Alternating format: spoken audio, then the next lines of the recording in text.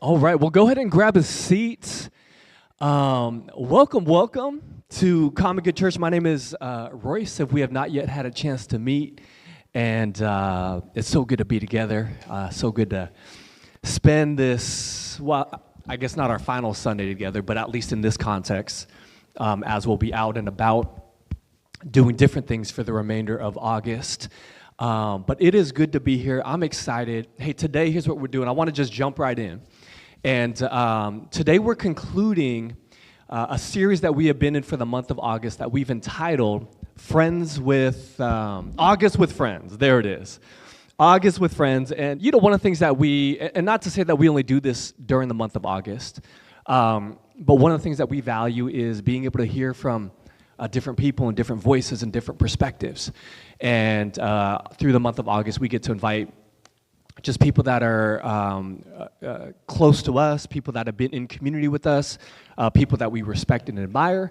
And so we've had just an incredible privilege of hearing from a number of different people so far. And so today we get to conclude with hearing from somebody really, really special who is a friend of Common Good in many ways.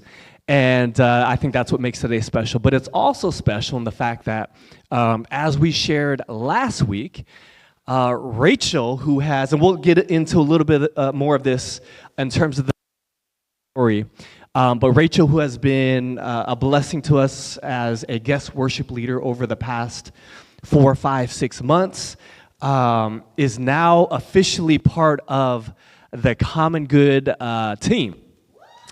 And we announced this last week, but again, Rachel is officially our part-time, for the moment, for the time being, worship, youth, and social media director. So there it is. So in fact, what this means is even though we have spent a lot of time together, and by no means, it feels weird to say we need to introduce you because you've really been a part of the family as well as Amy, and we've been so grateful. But today is your official start date in terms of the new role. First day. So there it is. So can we give it up one time for Rachel? We're so pumped. We're so excited. And so today what we want to do is we want to just have a little conversation, a fireside chat, so to speak, sans the fire. But I we'll did we'll ask pretend for it's fire. there. Oh, you wanted the fire? Yeah, I wanted s'mores, but it's fine. It's fine. Water will suffice. Yeah. It's going to heat up to 76 later today. So, gross. you know, we're still trying to savor the summer weather. So we'll have a little conversation. Yeah. And then afterwards, we'll do a commissioning of sorts. I know that sounds really official, but we want to just really affirm and bless you in this space and in this role. And then we'll release and have some coffee and snacks and donuts and desserts and some cake maybe. So does that sound good? Are you all in for it? All right. So again, I want to jump right in. And again, I know it's weird to do a formal introduction, but I felt like it would be nice, especially for folks that are maybe here new to the space who have not yet had a chance to really have much conversation with you, to kind of allow you to introduce yourself, which I know can be a daunting task at times. So here's the question that I'm going to ask you as a way for you to introduce yourself. Okay? All right, shoot. Here it is. Who is Rachel Davis? Who is Rachel Davis? And you could answer that however you want to answer it. Okay. The floor is yours. Okay.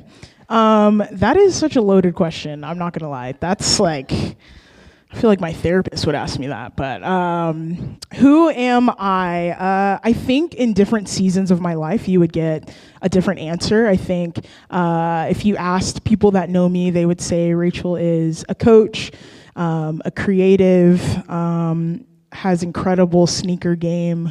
This is what people have said. It's not what I said. So you can take that up with people. They would say that I'm a leader, which I don't know what that actually means.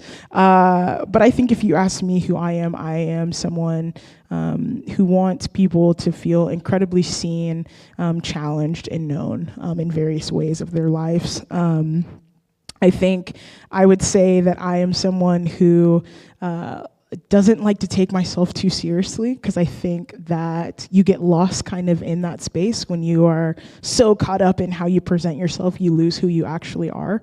And so I think I'm a person that has seen a lot, been around a lot, but is still learning and growing in my own space and in my own time. I will say, for asking one fun fact about me, I do play professional football, semi-pro, we'll say. Our Seattle team has a women's team, and I could destroy any of you. I'm just saying. Just kidding. I would not. But I'm just like here, and like I just, like I do a lot of cool things, which is fun. But I think primarily who I am is someone who is still growing, still learning, and is along for a really cool journey and ride, I feel. Yeah. I love that. I appreciate that. And, speaking of this journey, like in this moment right now, it feels a little surreal in a lot of different ways. Like it's not surprising, but it is surprising, because we've been in conversation for probably the past 5-6 months. Yeah. Not to necessarily say that we had envisioned this moment. Right.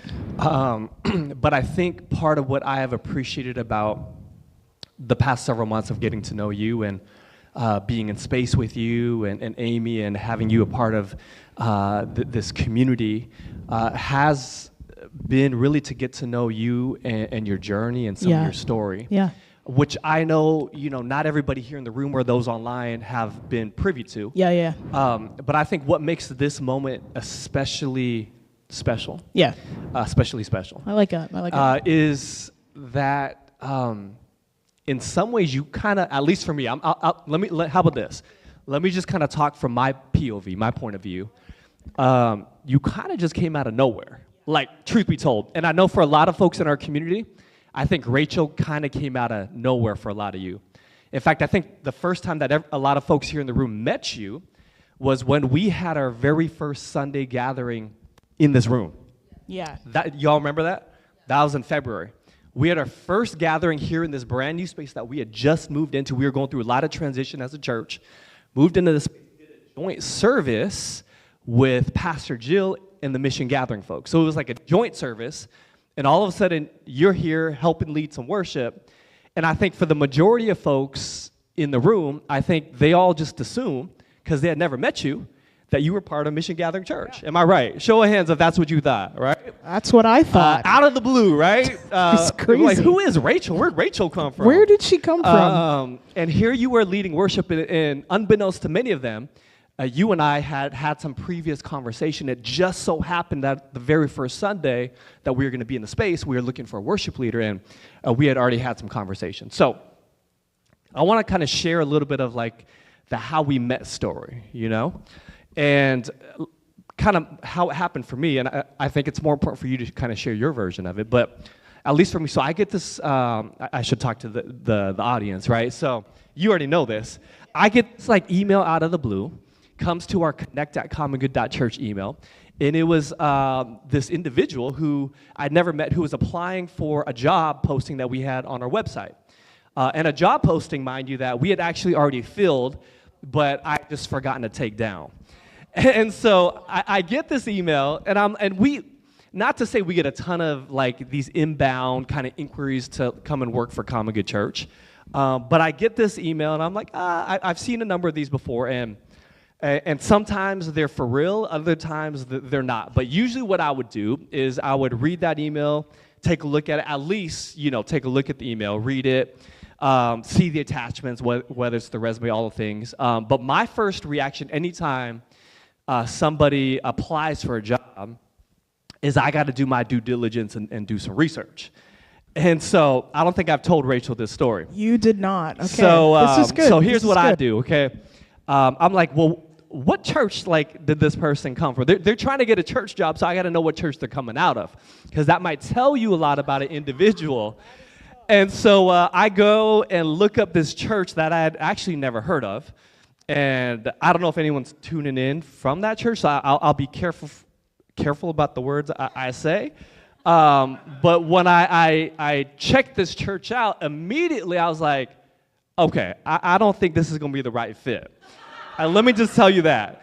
And I was like, let me go look at their doctrine of beliefs. Let me go see who's like on their staff. Let me see what their leadership. I'm like, and to be honest, I was actually, again, I'd never met you. I just saw your photo like on the resume, and then I saw all the images of who goes to this church, and I'm like, how does this even work? Like, but I was like, and but I was like, you know what? I read the resume, and I think the thing that stood out to me was there's like a number of things in terms of what you were doing at this church. But the interesting thing that I think might have been, I don't know, a God timing thing, was the fact that we were in a season where we were needing some support and some help around worship in particular. And on the resume, one of the things that you had shared was that you were and had done some worship leading and some worship pastoring. And so I was like, you know what, like at a minimum, I think this might be worth a conversation. And lo and behold, I reached back out, and next thing you know, we're on a Zoom call, meeting for the first time. And I will have to say, I was very surprised. Like it was a special conversation.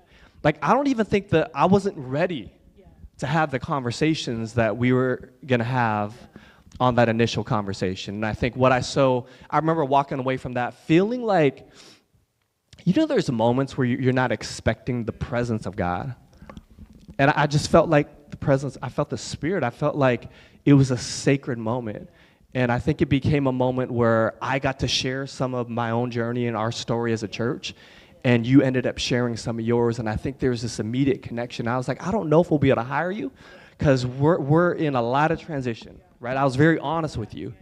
But I was like, we did have a couple of our worship leaders who were kind of taking a little break, and we did have some needs on the worship side of things, and that's kind of like what happened. I was like, maybe if you want to pop in every once in a while, maybe do some worship for us, worship leading, that'd be awesome, and let's just kind of keep the door open and the conversation open. So I was really, really grateful that we had that initial conversation. And to think about how that's led to this moment is pretty wild to me. So anyways, I wanted just to share that for the sake of the church and to share some of that with you. But I'd love for you to share maybe some of your POV of how, because really this wouldn't have happened had you not reached out to us. If you didn't send that email, we wouldn't be sitting here today. Yeah. 100%. That is, first of all, I didn't know that. I'm glad you didn't not talk to me based off of what you maybe discovered. I don't know. That sounds so cryptic, and it's not. No, actually, I had just gone through a really terrible bout, as I assume that most people have experienced at least one time, of really painful church hurt. And I'm not one that likes to use that word, because I think sometimes it can be all of these things and whatever, but this was painful. It was hurt on a level of deep betrayal, deep discomfort, and everything that I thought had been stable was gone. It was like the rug got ripped out from underneath me, and I was like, I gotta land somewhere immediately. And one of my friends who's actually here, she was like, she's on my Instagram, because I'm like, I need a job. And she was like, have you heard of Common Good? And I was like, no, I haven't heard of Common Good. I don't know. And she was like, no, look this church up. And so I looked it up, saw your job posting that you should have taken down, but I'm glad you didn't. And I was like, let me whip up my resume. I can do these things. I've been there before. But honestly, if I'm really honest, and I was telling Amy this, I was like, I don't know if I can step into another church right now. I just don't know, because the Jesus who I know and I love would never have done me dirty in that way. And I'm not perfect, although I would like to think that I am. I'm not. I know that I make mistakes. I know that I mess up, but there is just a level of making a mistake as a human being and then being thrown out like trash in a place that you've given your life and your time and hours upon hours to, and it was thrown away like it was nothing. And so I was like, I don't know if I can step into another church. I don't know if I can have this conversation. I don't know what Common Good is about. And I remember getting on that Zoom call. I was so nervous. because I'm unemployed, so I'm like been sitting in my pajamas for weeks, and I'm just like, okay, let me put on like a clean shirt. Here we go. And I was like, I hope that he sees strength on the outside, because on the inside I was crushed. I was destroyed as a person. I was like, I'm not worthy. I'm not valuable. I'm not good at anything anymore. I don't know. I just hope that he can see some level of strength. And I hope that my mask that I can pull down enough will be good enough. And I remember we talked and we're talking, and you just asked me, you were like, hey, like, tell me about who you are. Tell me where you've been. And anytime if you've ever interviewed for a church, you lie just a little bit because you want the job. And you probably do this in any job. You're like, I want this job. So I'm going to oversell myself in hopes that like maybe they won't do as much research. And I just remember we're sitting there, we're having this conversation. And for the first time in my like adult life, being a part of a ministry place, I felt relief, and I felt like I didn't have to hide who I was. I felt like I didn't have to hide where I've been, what the Lord has brought me through, what he's carried me through, and I just got to be Rachel. And we were having this beautiful conversation, and I remember I shared with you some details about, because your resume is like, wait, you're here and now you're here, like, where's this gap? And I was like, well, some stuff went down. And so, like, we just had a conversation, and it was so real, and it was so authentic, and it was so beautiful. And I remember you told me, and you were like, hey, like, I don't know what, like, our timeline is. And I was like, I don't even really care about a timeline. Like, I just need somewhere to land and feel safe and feel okay and know that, like, this thing that I know that the Lord has given me, and this gifting, and not even to like toot my own horn, I know that it's still good. And even when man has told me, no, you can't do this, it doesn't disqualify who God has made me to be. And we're having this conversation, and I'm like, Rachel, stop crying, you're fine. But on the inside, I was like, I felt like this little kid who had just gotten a Christmas gift again. And it was like, it's not even Christmas, but it feels like it's Christmas, you know? And so that conversation was like relief in a way that I hadn't expected. And it was beautiful because it was like a little wink from God who was like, I still see you. And that song that we sang, hold on, this is not the end. Hope is in the Lord. Keep your eyes on him. And that was hard. That was hard to do in that season. It was hard to do because I couldn't even pick my head up. I couldn't look at myself in the mirror. And it feels like I like murdered somebody, and I didn't. I fell in love with someone, and I got thrown away like trash. And that was like, it was so painful. And so I just remember talking to you, and I was like, man, at the bare minimum, if he's going to let me bring my guitar and plug it in and sing 2 songs, I'll be forever grateful. And so it was a relief for the first time. It was like a breath that I could fully take and let out and know I don't have to hide. I don't have to pretend. I don't have to minimize myself to fit into a box that I was never meant to fit in. Nobody asked me to fit in, but I fit myself in there, and I get to just be me. And it was beautiful. It was the best conversation on Zoom that I'd ever had.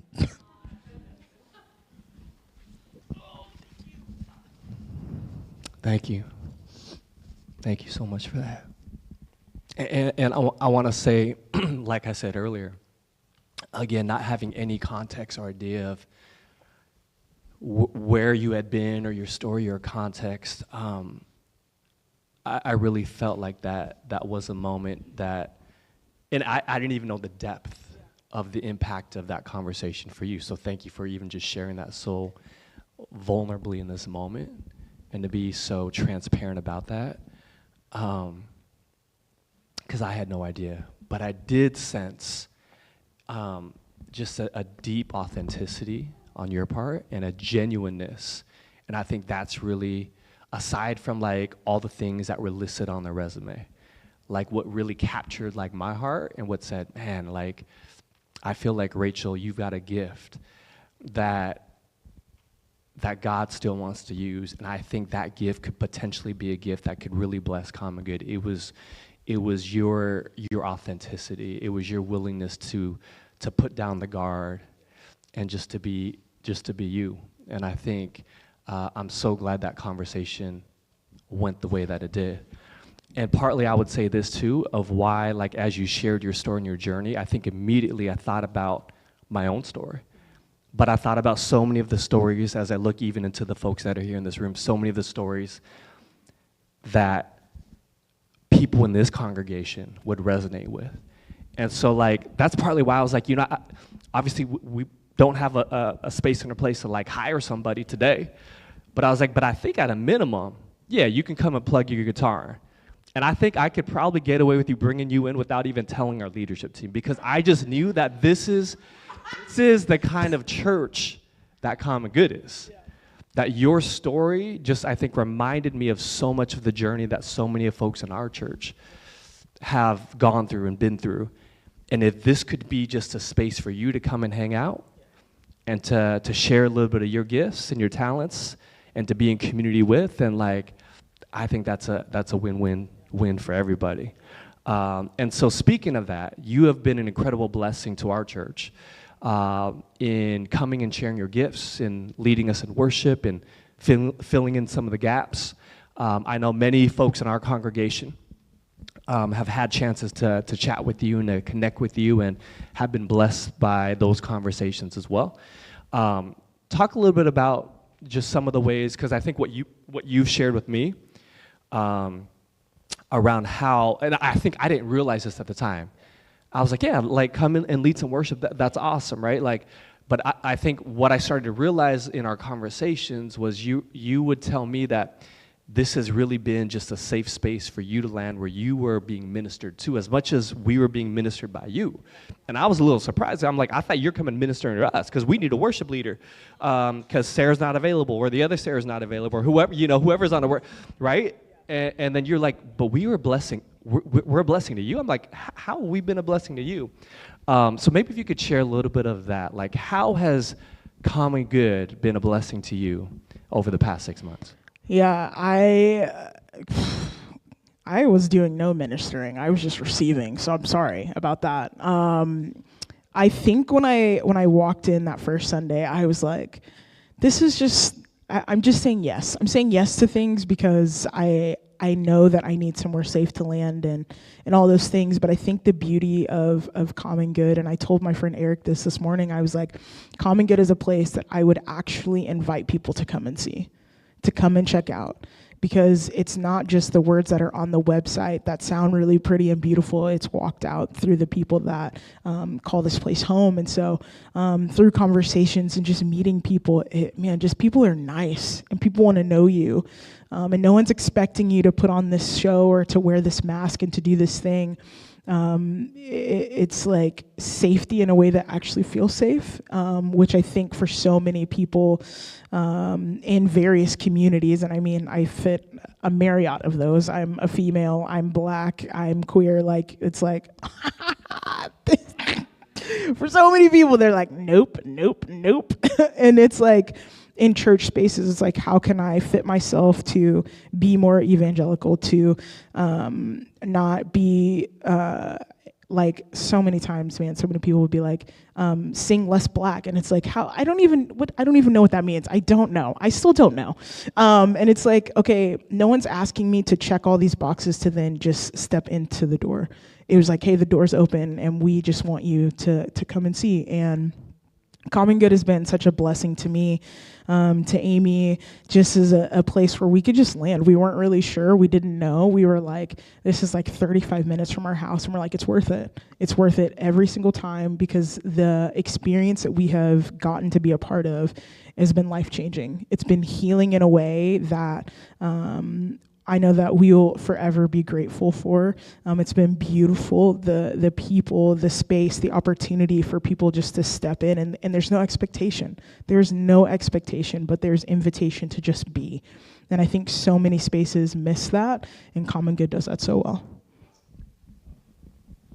Thank you for that. No, thank you. I wanted to ask a little bit about, and I think I touched on this earlier, that your journey and some of your experiences are certainly experiences that many of us have shared, especially when it comes to this idea of church hurt, right? Or being jaded by the church or disillusioned by the church or being let down by the church as an institution, and sometimes also by people within it. And I think when I think about Common Good Church, and you kind of sharing that this has been like a safe space, a safe landing space for you, I think that's been the case for a lot of folks who have, unfortunately, because of these different experiences, for whatever reason, how one identifies, whether it's gender identity, sexual orientation, spiritual, religious background, whatever it might be, where many of us or many folks have felt this sense of being alienated, right? Or not allowed to participate fully. And then needing a space to kind of rediscover. And unfortunately, I think for a lot of folks who experience any type of wounding in a church, sometimes it's just, I'm gonna leave the church, or I'm forced out of the church, and there is no other church for me, right? So what I love about your story is that there is still a little bit of like hope in that maybe I'm gonna take a risk and say, I don't know if I'm ready to step back in a church yet, but like maybe there might be a church for me.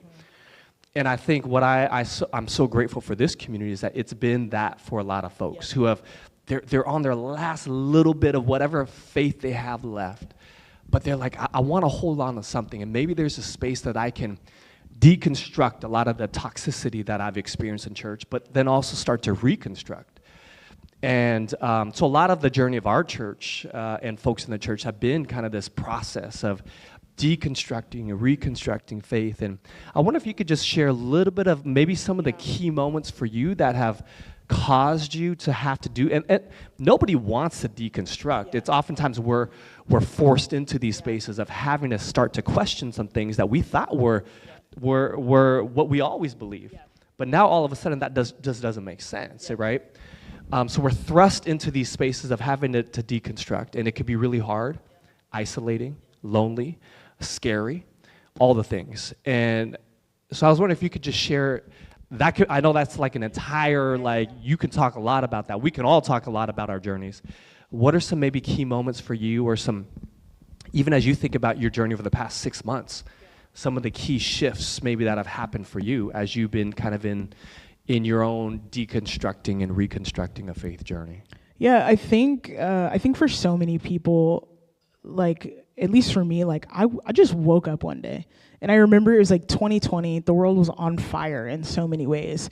But like, I remember George Floyd, Ahmaud, and Breonna Taylor, and I was a part of a church down in Texas, which if you've never been to Texas, you can go, but like, go to the fun places. But like, I'm down there in this church, huge mega church, and they're like, no one is grieving the loss of these people. They're just like, well, what did they do? And I'm like, nothing. They were, she was asleep. She was actually asleep in her bed. And this church that I've been a part of, that I was championing, that I was rallying around, that I'm like, short of selling my soul to, giving time and time and time, and I'm in youth ministry, so it's like, in the peak of COVID, we're like, what can we do to keep the youth connected? I'm like driving hours to meet with students, to do all these things. And in the peak of history, in this moment where we had the opportunity to be the church, to do all these things that I'd heard our pastor say over and over and over again, there was no empathy, no love, no justice. It was, well, what did they do? And I was like, I just feel like that's wrong on like a lot of levels. And I feel like one day I like woke up in this like, this veil of like church and religion and rigor and rules and I was like, I just don't think that that's what it's supposed to be anymore. And I don't know, I didn't have the words back then to put into it, and I think I honestly was like a little scared of the pushback, and I was like, no, I'm a good Christian girl, I'll do what I'm supposed to do. And then I was like, no, you're not. Like, no, this is wrong, and I know that it's wrong. And the Jesus that I have read about, that I've taken time with, that has walked with me, that has carried me, I cannot imagine that he would see this brokenness, this injustice, this wrong, and be like, that was great, you guys, let's do it again tomorrow. Like, I couldn't fathom that. And so I think it started to flip this light switch for me, and it was like, hey, some of these things that I've grown up with, and I grew up in the church, my parents were pastors, I went to a Christian school, so like, if the church was open, we were there, which was so annoying as a kid. It was terrible, horrible. but like I was there all the time, and so like it was like ingrained in me, and it was like, well, that's just the way it is, like that's just what we do. And I was like, but that's not good enough anymore. And so I think for me, it started to turn these light switches on, and it was like, I need to question some of these things, and I can't just take them at face value, because I can't imagine that this is what it was meant by. And I remember I think it was like in March or April, you did Through the Lens, and it was like the Jesus lens. And I was like, this is what it is. Like, it's right here. It's through the eyes of Jesus that we see, like there is justice.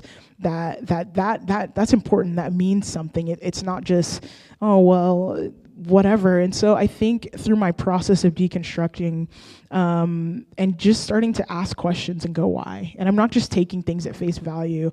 I'm not just taking them because some pastor who is disconnected with the world and the church is like, this is how it should be, and we have to follow these rules, and there's all these things, and I'm like, I don't know if I believe that anymore.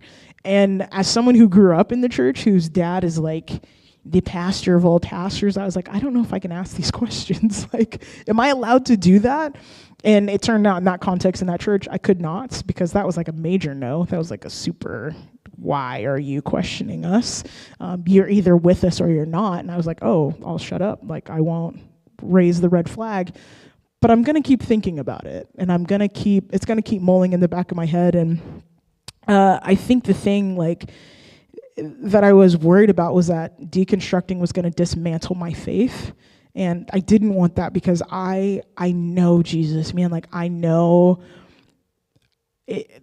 for me, it was so personal and it was so intimate that I was like, I don't want this to rattle this piece. And I've learned that they can be separate.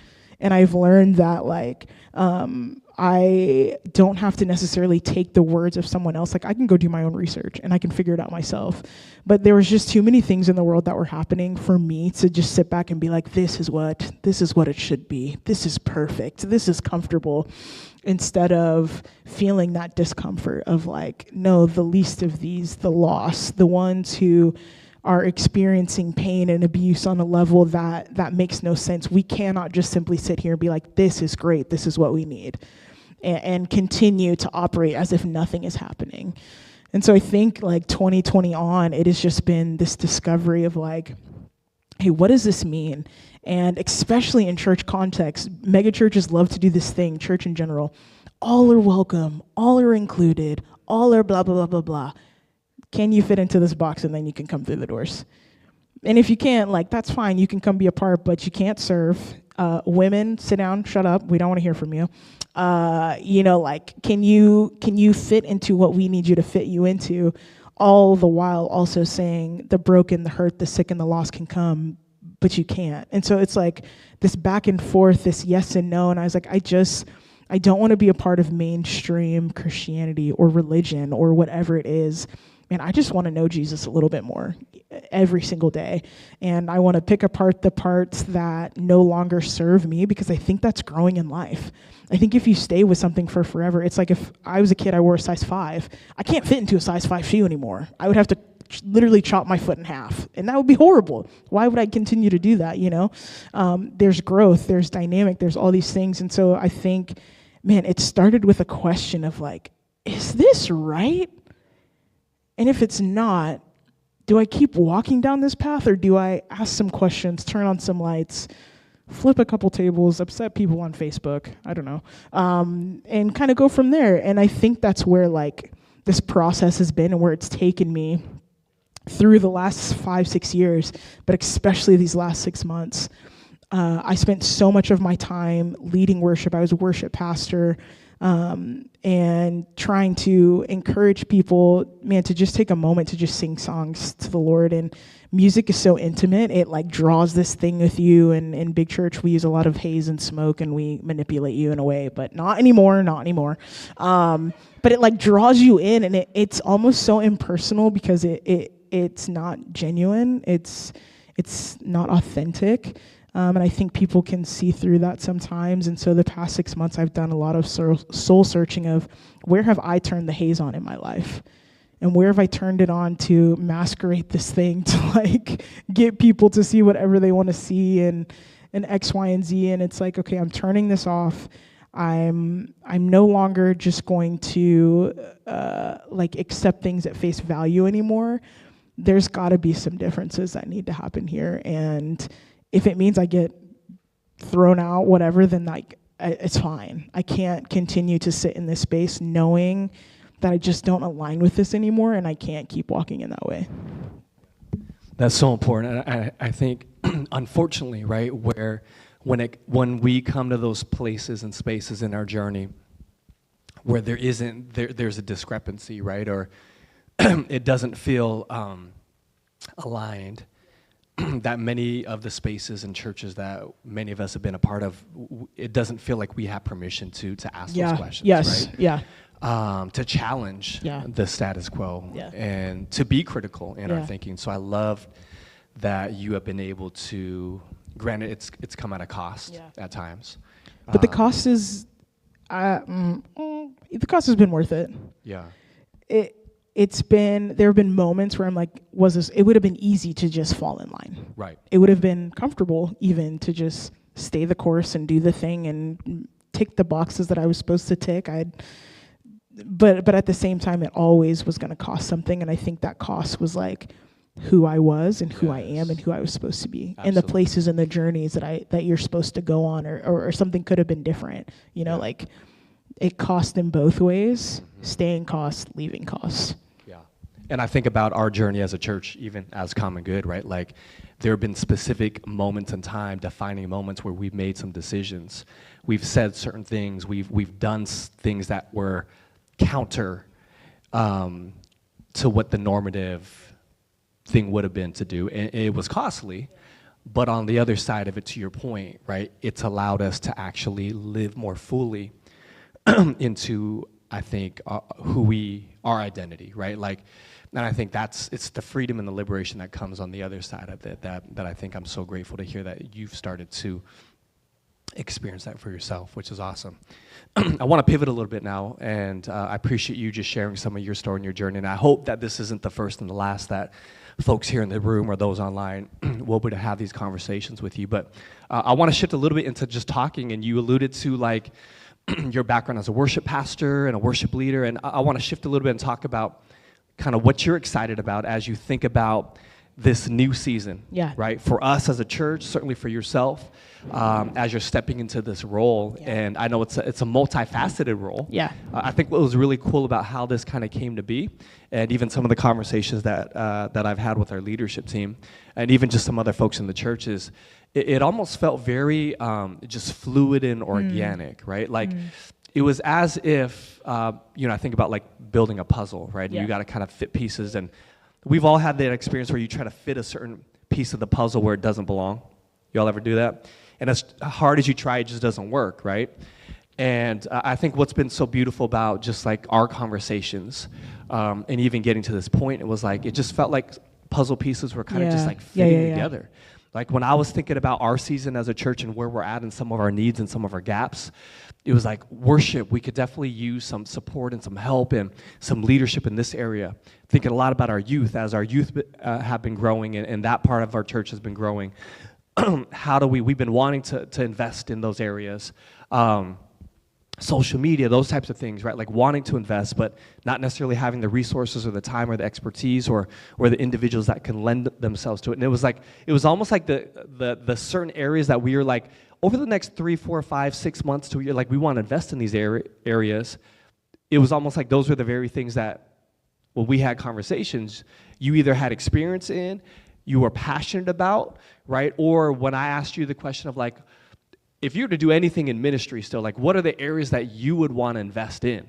And it was almost like the areas that we had need in were the areas that like you were good at or that you had experience in, right? Or that you felt would be life-giving to you. And so it kind of just like fell into place. And so I want to talk about maybe some of these three areas in particular. Worship, right, obviously is one of the big ones. Share a little bit of just your, like, why does worship matter to you? And then as you think about a church like ours, where if we were to be just very frank and honest, we're probably a very different context of ministry than your previous church in a lot of different ways. And I think when it comes to worship ministry in particular, I think a lot of us have experience a variety of different, what's the best way? Maybe the best way to explain it is for some of us when it comes to worship ministry in particular and singing songs, maybe some of the songs that many of us grew up singing throughout church, the relationship to music and songs and worship could feel a little complicated. Maybe that's just the best way to explain it. Yeah. And there's some baggage, and there's some things that some of folks in our church aren't even comfortable singing certain songs anymore, knowing some of the context in which those songs came out of. And so I think there's some interesting things and dynamics that are happening there. So share, if you could share like why worship still matters to you, even in your own journey. And what gets you excited about stepping into a role like this, knowing the particularities of the context of the folks in this church. I think complicated is like the best way to describe it. I think it's complicated in the sense of like even in my own journey, it's like, I don't know. I remember standing up so many Sundays and we're singing Goodness of God and I picked the set list. I don't know why I did this to myself. And I'm like, I can't sing that right now. I can't. I don't know that for this moment, if that is it. Like all my life you've been faithful, all my life it's been hard. Like I don't, and so like it's complicated, but there's still something that's so beautiful about it. And I think for me, if we remove worship and we just look at music as itself, music is intimate. It is this thing that draws you in, whether it's the lyrics, it's the beat, it's the tempo. It's like, it's something that just kind of holds you in this place, in this pattern. And it's something that I don't think is a waste. And so I think for worship particularly, like my job isn't to come in here and be like, everyone's gonna raise their hands and we're gonna be doing cartwheels down the aisles and bring out the hazer. Like we're not doing that, because I know that on some days it might be easier to sing, "Great are you, Lord. It's your breath in our life, and I'm gonna pour out my praise." And on some days it's like, it took everything that I had to get here, and if I can just sit here in this space, that's okay too. And so I think the role itself is so unique, and I think what it drew me to it was that like it gets to be both, and it gets to be whatever it needs to be for whoever walks through that door on whatever day of the week that it is. And that's the beauty of it. I actually think that's how worship was designed. I don't necessarily think it was designed to be this big show that everybody just kind of sat back and watched and whatever that it turned into be, but I actually think it was something that was designed to be this kind of thing that you can just have a space to exist in. And you can sing if you want to sing, if you don't want to sing, whatever that looks like, but like that's what it gets to be. And I think that's the beauty of it, and I think that's the shift that it's made. And I think that's what's so special about Common Good. I actually like that it's reserved, that it's stripped back, that it's not this forceful thing, because people don't respond to that. That's not authentic, that's not true, that's not real. And hopefully in this space, like we just get to create a space for people just to come in and sit and do whatever they need to do for that day. And a place where people can belong in. Like I've been a part of great teams where it's like, hey, we practice for hours on end, and if you don't hit this note and you can't play this chord, you can't be a part of the team. Well, that's a miss on their gifting and their talent. Like what a waste, like he didn't say, hey, make sure you can hit the G chord perfectly and now you can be, like, that's so weird. And so it's like, if people want to be a part, they get to be a part. And if they're not ready yet, that's fine. No one's pressuring them in that space. And so I think it's an opportunity to literally meet people where they're at.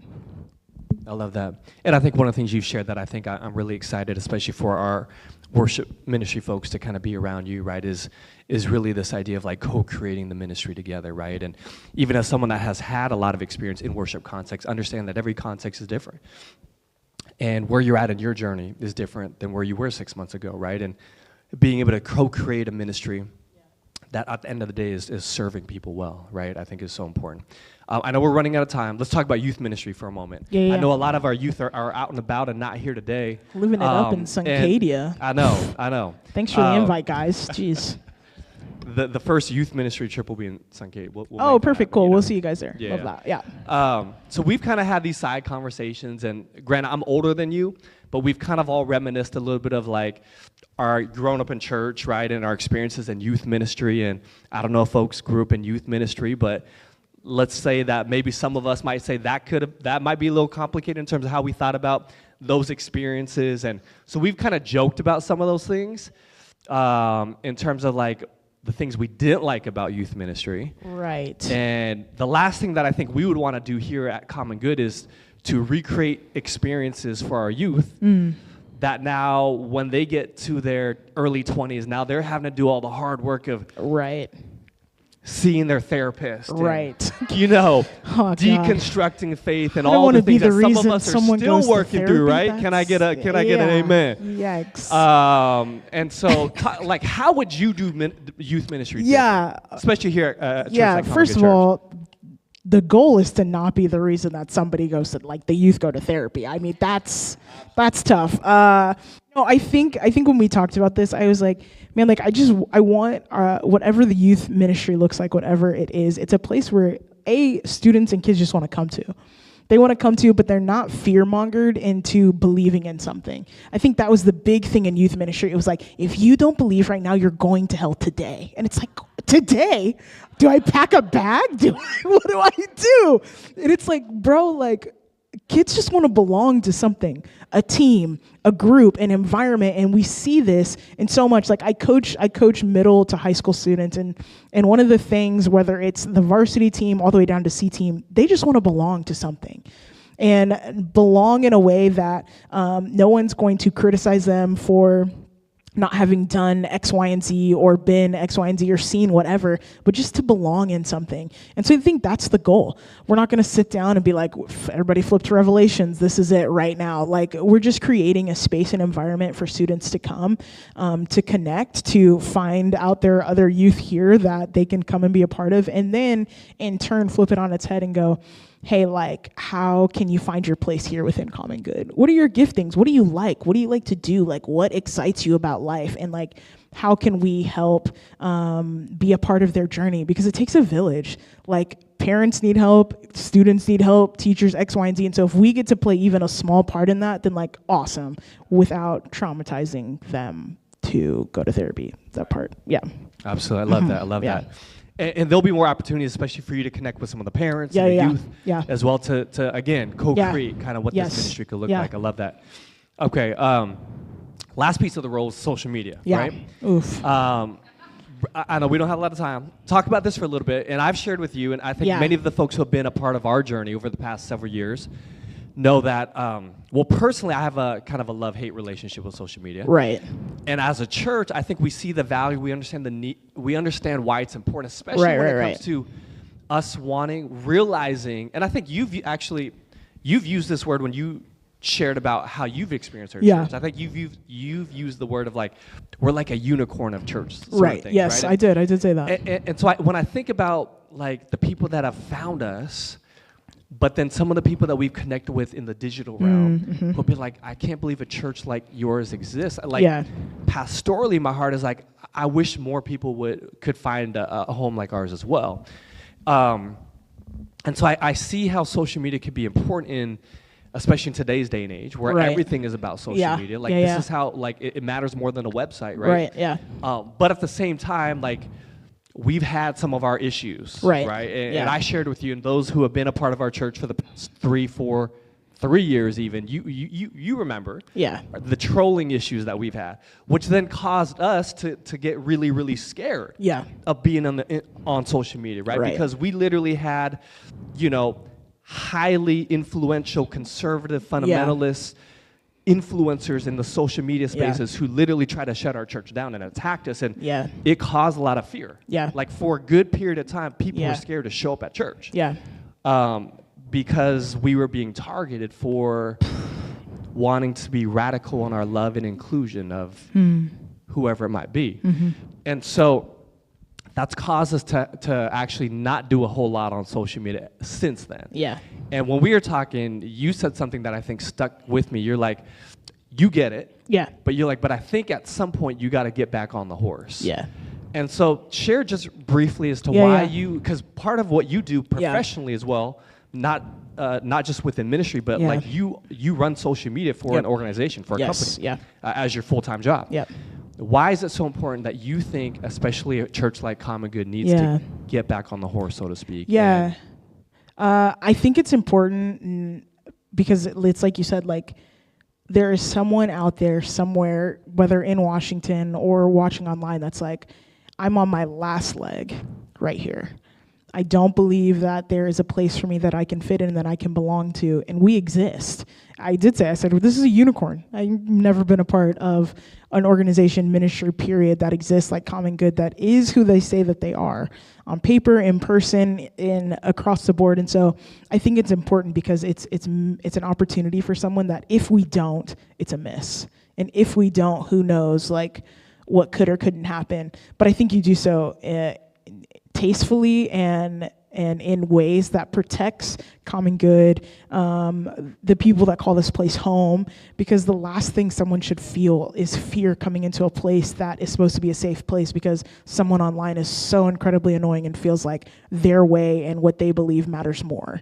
And so I think we do so in a way, like I have some thoughts and some ideas around, hey, like we're just sharing real stories. We're telling people experiences that maybe we're not naming someone so that they get doxxed and like everybody knows where they live, unless you live in a cool house, and then I'll show up. But like we're sharing who Common Good is in a way that is safe, but that also is an opportunity for someone that maybe needs to find and get connected.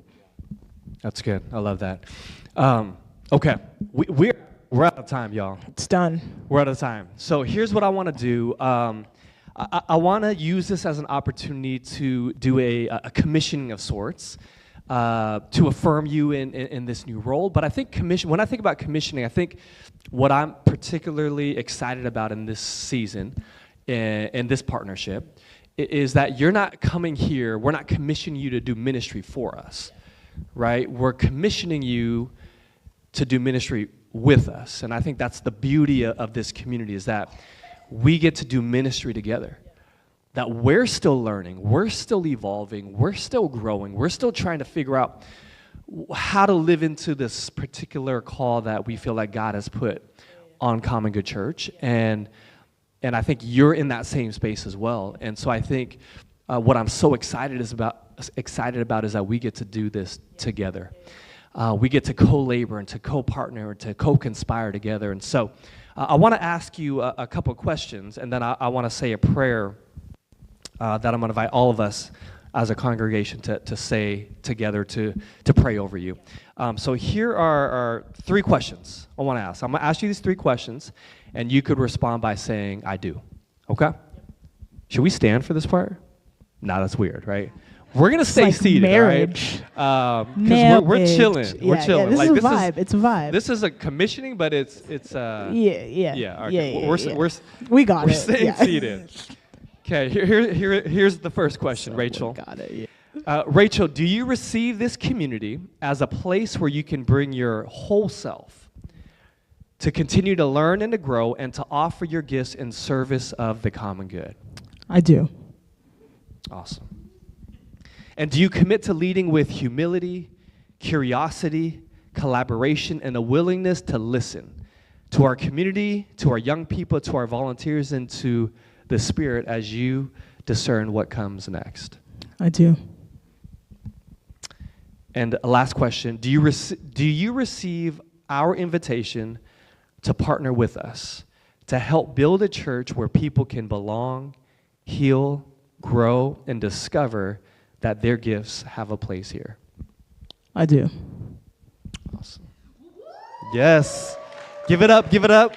And listen, give it up for Rachel, but also for ourselves. Again, this commissioning is not just about Rachel making a commitment, but I think it's a commitment for us as a church and our commitment to one another, but our commitment to Rachel. Yeah. I've shared this with Rachel. This was part of our multiple interview processes that we had with some of you all, part of the conversation we've had with our leadership team, that our hope and our vision for any person that would ever step foot in this church, but certainly as someone that would join our staff, is what we like to call mutual flourishing. This is not just about you coming and bringing your gifts so that to help us, but we want to make sure that you can come and show up as your full self, and to know that you are being affirmed and loved and celebrated and valued because of who you are. And so that's our commitment to you. And so I want to say a prayer over you. And so we'll stand for this. If you could stand, church. And if you're willing and able, I'm going to invite your partner, Amy, to come on up to be a part of this. We'll give it up for Amy. Because we know in any ministry role, it's not just about the individual, but it involves their families as well. And so I want to read a prayer, say a prayer over you. And I want to invite our congregation as part of our commitment to you, Rachel, is to, as a way of a gesture of extending your blessing towards Rachel and towards Amy, if you wouldn't mind just extending your hands towards them. And I'll pray this prayer over you and over us. God of love and life, we give you thanks for Rachel. We thank you for the journey that has brought her here, the places that have shaped her, the people who have loved her, the questions that she has carried, the ways her faith has evolved, and the gifts that you have cultivated in her along the way. We thank you for the ways that she has already blessed this community, and we are grateful for the ways that our paths have come together. Today, we bless Rachel as she steps into this new role. Give her wisdom as she leads. Give her courage to try new things. Give her humility to listen and learn. And give her creativity to imagine what is possible. Give her patience when things don't go according to plan. And give her joy in the people she gets to serve. As she leads us in worship, may she help create spaces where people can encounter beauty and honesty and healing in the presence of God. And as she walks alongside our young people, may she help them know that they are seen, loved, and worthy of belonging exactly as they are. And as she helps tell our story beyond these walls, may she help us connect with people who are looking for community where they can bring their whole selves. And God, we pray for common good too. Help us to be the kind of community that doesn't simply ask people to bring their gifts, but makes room for those gifts to grow. Help us listen to Rachel as she listens to us. Help us learn from one another. And help us to remain curious, humble, and open to becoming something even more beautiful together. May this be a season of mutual flourishing for Rachel, for our staff, for our volunteers, for our young people, and for this entire community. We pray you bless this partnership, this ministry, and the journey ahead. And may Rachel know that she is not doing this alone. May she know that she is surrounded by a community that is grateful for her, that is committed to her, and that is excited to walk alongside of her. We pray all these in Jesus' name. Amen and amen.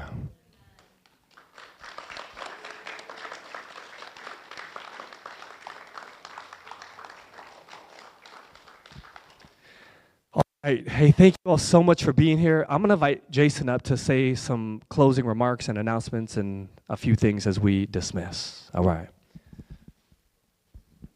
Okay, so just a couple things. Y'all can be seated. It's fine. Thank you. Well, give it up for Rachel and Amy. Yeah, so excited. So here's what's going to happen. I know that we are running late, but I wanted to take an opportunity to celebrate 2 Rachels today. So not only are we welcoming Rachel, but today is Rachel Wong, who also serves on our leadership team. Her birthday is today. Woo! So we've got a cake. I'm gonna bring it out. So we got a cake. We'll spend some time. We'll see. Do you want to be sing too? Okay. But we got a cake to celebrate these Rachels because it's Rachel's Day today. And yeah, if you could help clean up afterwards, because I think the Korean church or OMC is going to be here, and they've got a full band. So we gotta, Anyways, don't worry about the worships. Great. Have a great Sunday. Let's go eat some cake.